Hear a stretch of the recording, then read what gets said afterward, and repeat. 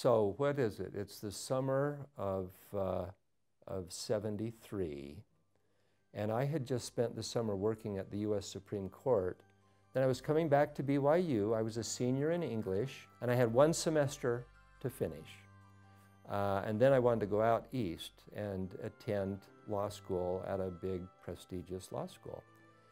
So I've got my last semester as a BYU undergrad, and I thought, well, it would be good if I could work in some field related to the law.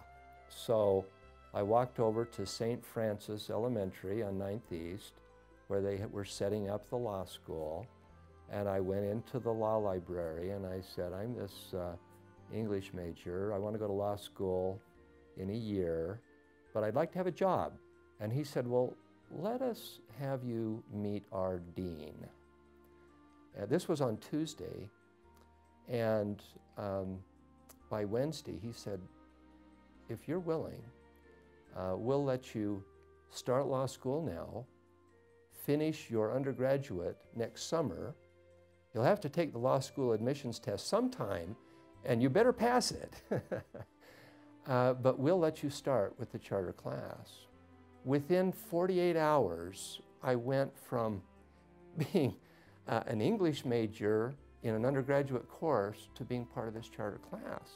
Looking back, I totally see the hand of the Lord in it, because I was a young and restless, very aggressive, ambitious young man who had sights firmly set on riches and fame, and suddenly I was put into an environment where there was legal excellence coupled with deep devotion to the gospel of Jesus Christ.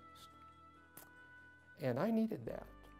I needed to be in an environment where there were role models like Rex Lee and Dallin Oaks, and classmates like, Stan Ellis and Bob Groh, people who were smart, motivated, successful, excellent in every professional way, and totally devoted to the gospel of Jesus Christ, and totally devoted to their families, to the community.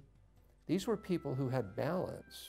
Law school helped me reorder those priorities, and I didn't lessen any of my professional goals. I didn't change my drive for legal and professional excellence, but I realized you can do it in an environment where the gospel really is the priority.